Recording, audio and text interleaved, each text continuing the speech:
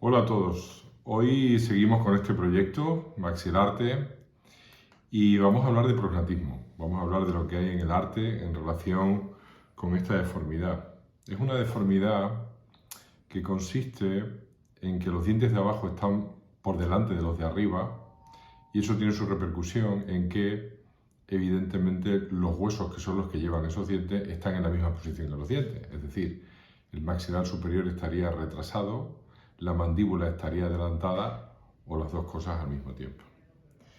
El perfil de este tipo de paciente es un perfil que nosotros denominamos cóncavo, porque el maxilar superior, es decir, el labio superior, está retrasado y la mandíbula es una mandíbula muy grande, muy potente y está adelantado, lo que lleva a que el labio inferior esté adelantado. Fijaros qué curioso que la primera de las imágenes que hay, digamos, en el arte en relación con un prognatismo puede ser nada más y nada menos que la gran esfinge de Giza.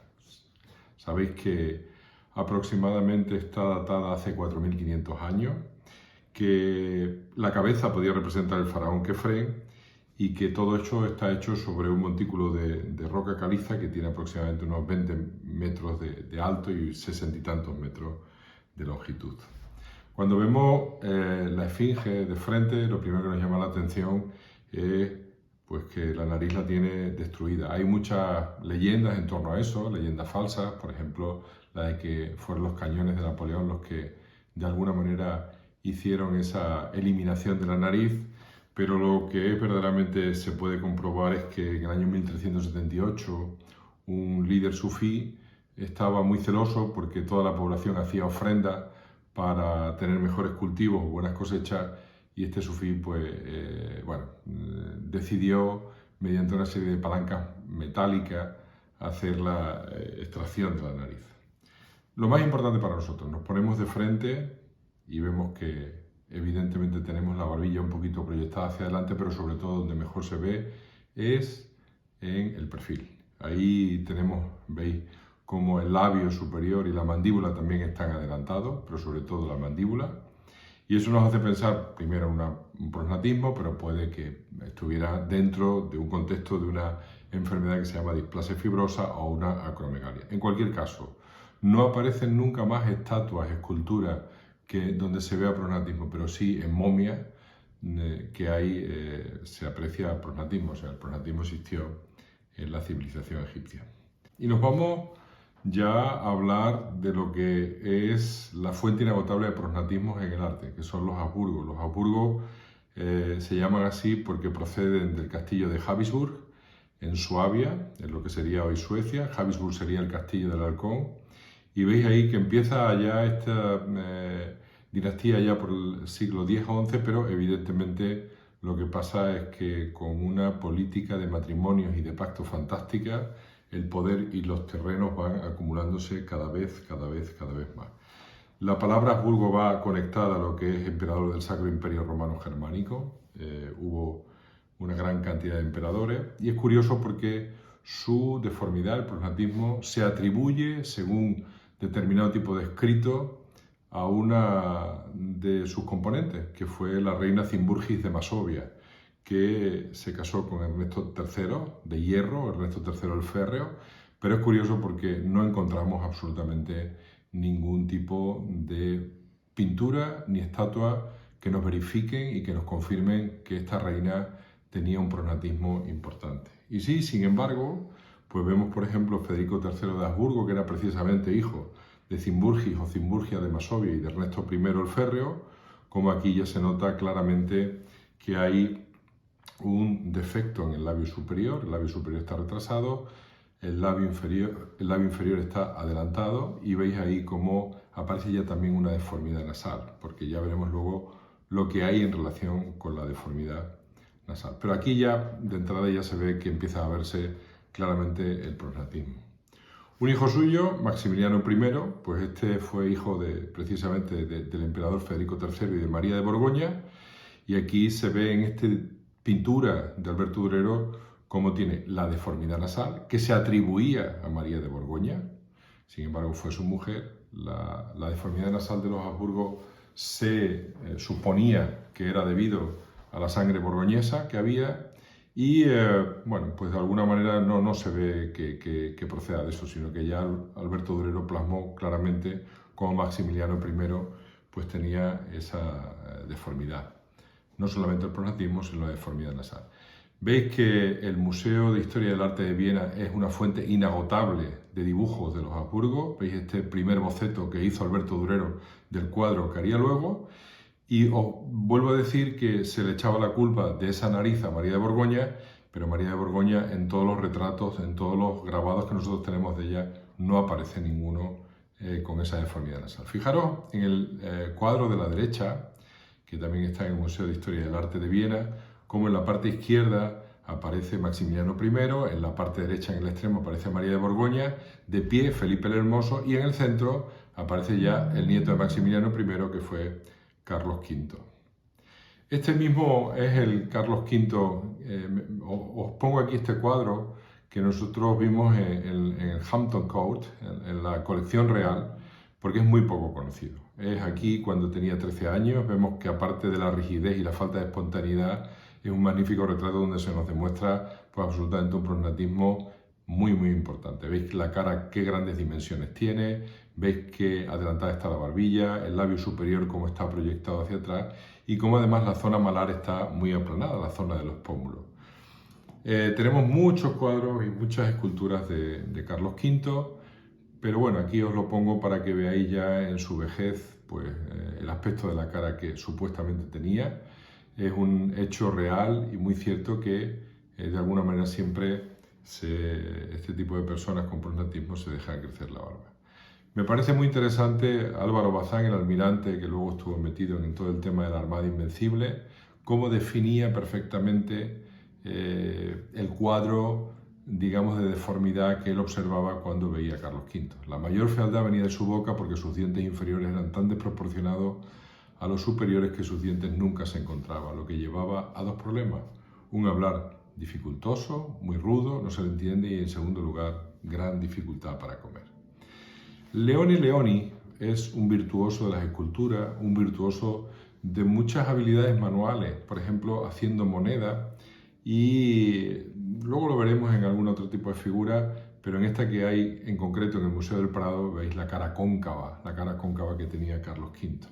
Nos vamos con Felipe II, un rey, pues fue la persona o el monarca que más terreno tuvo en toda la historia de España, tenía en Latinoamérica, en Europa, en Asia, y bueno, vemos que quizá, aunque no se puede ver bien por el abanillo, el defecto de la mandíbula no es tan importante, pero sí me vale para poneros otro grabado, otra escultura de Leone Leoni, que encargó María de Hungría, que era la hermana de Carlos I, encargó 10 bustos, 10 esculturas, solamente pudo hacer 2, una la de Felipe II y otra la de la propia María, y os la pongo para que veáis que quizá tiene un prognatismo menor que el de su padre, pero me encanta sobre todo lo que hay grabado en el peto. El peto es una verdadera obra de arte.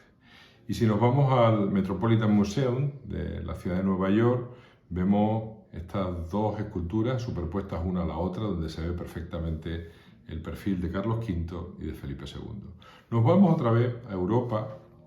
Tenemos aquí, me gustaría que vierais a Rodolfo II de Habsburgo, un archiduque de Austria, rey de Hungría, vivió aproximadamente fue rey de Hungría entre 1572 y 1608.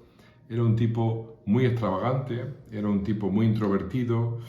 Dicen que tenía convertida la corte en un hervidero de cultura, pero también de nigromantes, de charlatanes. No en vano estuvo durante 8 años con nuestro Felipe II conviviendo en el Escorial. Y os lo pongo para que veáis el prognatismo que hay, pero sobre todo porque os sonará este tipo de cuadro, que es de Giuseppe Arcimboldo, donde lo hace de esa manera tan particular en esa época, representando al emperador romano Vertumno, la personificación de las estaciones, y no se sabe si fue para ridiculizarlo o para, de alguna manera, proyectar el poder que tenía este rey. Felipe III no fue una gran deformidad la que tuvo, pero sí Felipe IV sí que se ve que tiene un prognatismo muy importante tanto como el de su predecesor Carlos V. nariz con una deformidad, gran mandíbula, maxilar superior para atrás, y cuando envejece todavía se le nota más. No se dejó la barba, se dejó el bigote para dar quizá un poquito más de volumen al labio superior. Y por fin nos vamos al último Habsburgo, Carlos II el Hechizado. Ya sabéis que fue un rey muy enfermo, con una síndrome de Klinefelter, con raquitismo, con epilepsia. Veas los retratos que veas, siempre son exactamente iguales.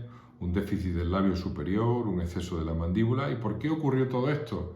Pues porque desde Felipe I hasta Carlos II, toda la dinastía de los Austrias se casaron entre ellos, se creían capacitados de alguna manera para casarse entre ellos, porque era la única manera de defender el catolicismo frente a otro tipo de amenazas que había en Europa. Por eso estaban continuamente casándose ellos. Y eso dio lugar a que desde Felipe I hasta Carlos II se multiplicara la consanguinidad por 25, con lo cual era muy propio el que tuvieran este tipo de deformidades y muchísima gran cantidad de deformidades y enfermedades. Este es un artículo nuestro que salió en relación con una universidad de Santiago y una universidad de Sudáfrica, donde examinamos cómo se puede diagnosticar y cómo se puede genéticamente traspasar este tipo de deformidades. Y nos volvemos otra vez a Europa, también el Museo de Historia del Arte de Viena, para ver a Leopoldo I de Habsburgo. Lo pongo porque es francamente importantísimo el grado de prognatismo que tiene. También fue emperador del Sacro Imperio Romano Germánico, y en la corte se denominaba, por un lado, que tenía boca de camello. Era el hijo de Fernando III y de su primera mujer, Mariana de España, hija del rey Felipe III de España. Incluso en las monedas de lo que sería ahora Austria, pues se ve aquí a Leopoldo de perfil, y también se le denomina, igual que boca de camello, cara de cerdo. Vamos a hablar de un tipo de prognatismo muy especial, que es la cara larga. La cara larga es cuando nos acercamos a alguien y vemos que esos 3/3 son aumentados. No solamente tiene la mandíbula hacia adelante, sino que la cara es mucho más larga. Esta, como veis ahí, es la mujer de Felipe III. Veis que tiene una falta de expresividad facial muy propia de ello, y la reina Margarita de Austria pues sale de esa manera pintada, exactamente igual que María Luisa de Orleans. María Luisa de Orleans era la mujer de Carlos II el Hechizado, y evidentemente seguro que no era tan fea, no estaba tan poco agraciada, pero no había que diferenciarla mucho de su marido. Veis también que es otra cara larga. Y nos vamos, para finalizar, con Goya, uno de mis pintores, quizá el pintor preferido mío. Y veis aquí la familia de Carlos IV, esa familia que es un homenaje a Velázquez con las meninas. Veis ahí en la parte de atrás cómo también se autorretrata Goya. Y nos vamos a Fernando VII. Fernando VII, aquí está ya con el impecable atuendo del príncipe de Asturias, pero cuando nos vemos aquí con 13 años también, como tiene el labio superior hundido, la mandíbula un poquito proyectada, y aquí lo tenemos con una edad de 29 años, donde claramente es un prognatismo. Lo pinte quien lo pinte, en este caso Vicente López, aparece claramente con un prognatismo más que evidente. Y por último, otro cuadro de Goya, Atropos, Las Parcas, Moira, un cuadro fascinante por el color, por la disposición. Veis ahí 4 figuras. A la izquierda la que tiene la figura se llama Clot, en medio la que tiene la lupa se llama Lykesis, y en la parte derecha la que tiene la tijera se llama Atropos, y por el medio está alguien frotando, que puede ser Prometeo. Clot está examinando o eligiendo a quién hay que examinar. Lykesis es la que está averiguando cómo ha sido su vida, y Atropos está con la tijera para en cualquier momento cortar el hilo de la vida y que pase al otro mundo. Nos vamos a fijar sobre todo en el de la mano izquierda. En la parte izquierda aparece una figura con unos rasgos muy toscos, con una nariz muy grande, la mandíbula muy proyectada, y evidentemente esto es un caso muy claro de acromegalia. La acromegalia es una deformidad en la cara, en realidad es una enfermedad por un incremento en la secreción de hormona de crecimiento, pero que en los adultos da lugar a este tipo de cara tan particular. Y nada más, espero que hayáis aprendido un poquito más de arte y un poquito más de prognatismo con este viaje que hemos hecho.